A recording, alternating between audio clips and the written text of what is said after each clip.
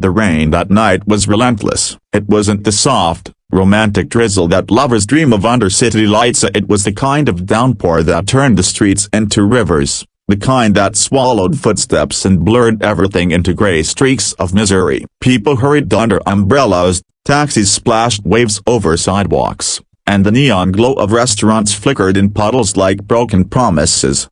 Among them walked Clara, a young woman whose life had been reduced to an endless cycle of survival. She had just left the diner where she worked double shifts, her uniform still damp with the smell of grease and coffee. Her manager had docked her pay again for being late, though it wasn't her fault. The bus had been delayed, and Clara couldn't afford to argue. She had bills stacked at home like a tower ready to collapse, and her mother's medical prescriptions weren't waiting. Her shoes, a pair of black heels she'd bought second-hand from a thrift shop, had seen better days. The straps had long been worn thin, and every step was agony, but she wore them because flats made her feel invisible. At least in heels, she felt taller, stronger, like she belonged in a world that constantly reminded her she didn't. But as she hurried across the slick pavement, one heel gave a sharp crack. The metal pin beneath snapped. She stumbled, caught herself on a lamppost, and forced her trembling legs forward. By now the rain had soaked her through. Her hair clung to her face, her jacket had no lining left to keep her warm, and her bones ached with exhaustion. She hadn't eaten more than a cup of instant noodles all day. Each step forward felt heavier,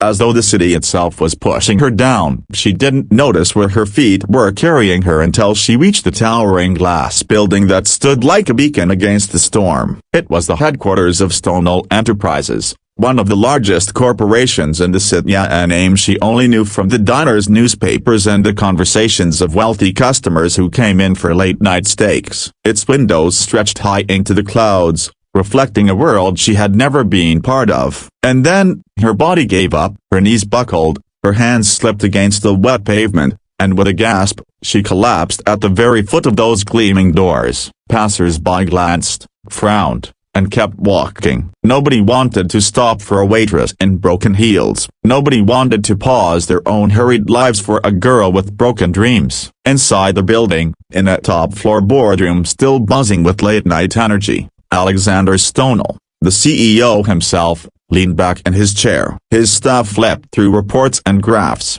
their voices echoing in the sterile room. Alexander, however, wasn't listening anymore. He had spent years surrounded by numbers, profits, mergers, and decisions that made him richer than most people could imagine. And yet, lately, all of it felt hollow. He stood, moving to the large window. From up there, the city looked like a living mob, streets pulsing with traffic, lights shimmering, people no larger than ants. But as his gaze wandered lower, something caught his attention. Through the rain-smeared glass, directly below the building, he saw her, a young woman, crumpled on the concrete, motionless except for the faint tremor of her hand. At first, he thought she was just another unfortunate soul lost to the city's cruelty, and perhaps once, he would have turned away. But tonight, something in the sight of her struck deeper. Without a word, he pushed back from the window. His executives called after him, confused, but he ignored them. He strode out of the boardroom,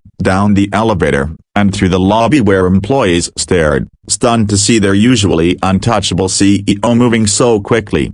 When the revolving doors opened, the storm greeted him instantly, drenching his tailored suit. He didn't care. He ran across the slick stone steps, kneeling beside the girl who lay unconscious in the rain. "Miss, can you hear me?" His voice was firm but gentle. Her eyelids fluttered, her lips parted as though to speak, but no sound came out. He placed a hand beneath her shoulder, lifting her slightly, and realized how fragile she felt, as if she hadn't eaten in days. For the first time in years, Alexander didn't see a number, a deal, or a headline. He saw a human being, a young woman who had collapsed under the weight of a life far heavier than she should have carried alone. The doorman rushed forward, umbrella trembling in his hand. "Sir, I'll call security." "No," Alexander cut him off sharply. "Call a doctor, now." He scooped her into his arms, ignoring the shocked whispers of employees watching from inside. The weight of her was so light it startled him. How could someone so fragile survive in this merciless city? Her head fell against his chest as he carried her through the golden-lit lobby,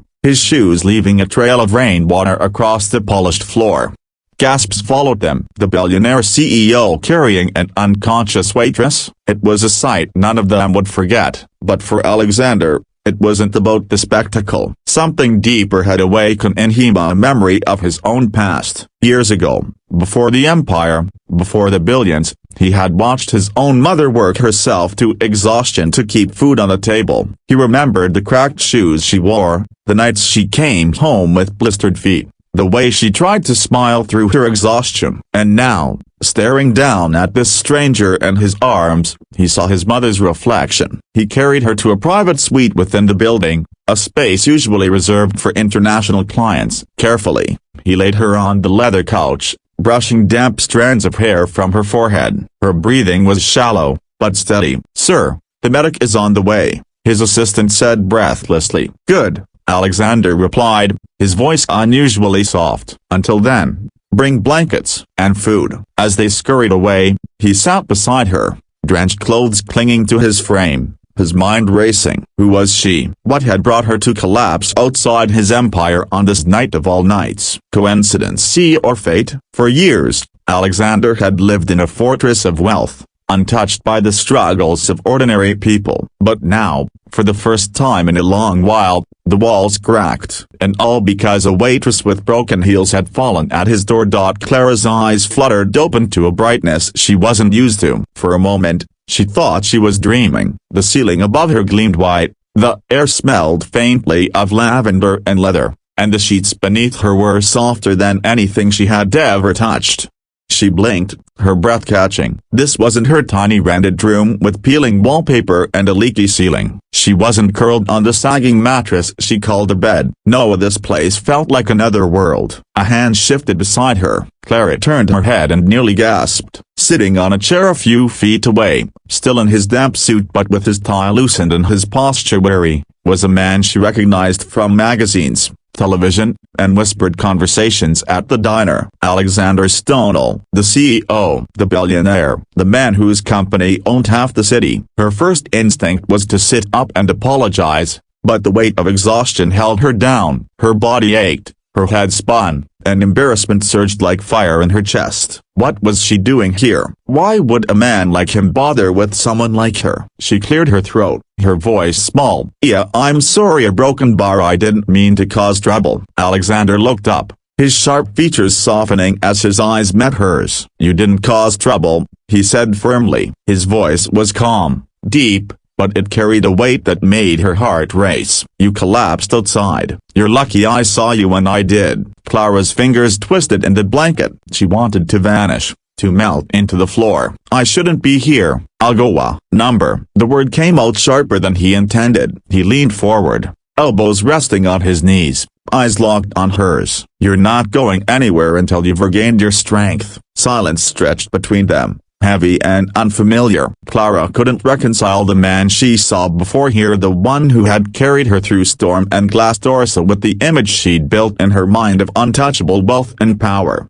Finally, she whispered, Why would someone like you, a broken bar, help someone like me?" For a moment, Alexander didn't answer. He glanced down, as if searching for the right words, before speaking slowly. "Because once, I watched someone I loved work themselves to exhaustion. My mother. She used to collapse on our kitchen chair after 12-hour shifts, but she never let me see how tired she really was. I see that same fight in you." Clara's chest tightened. No one had ever spoken to her like that. People usually saw only her apron, her notepad, the way she poured coffee with a forced smile. Not her exhaustion, not her quiet despair. Before she could respond, the door opened and an assistant wheeled in a tray. The aroma hit her instantly: a warm bread, roasted chicken, a bowl of steaming soup. Her stomach growled so loudly she flushed with embarrassment. Alexander noticed, but his expression didn't mock. He simply nodded toward the food. "Eat." She hesitated,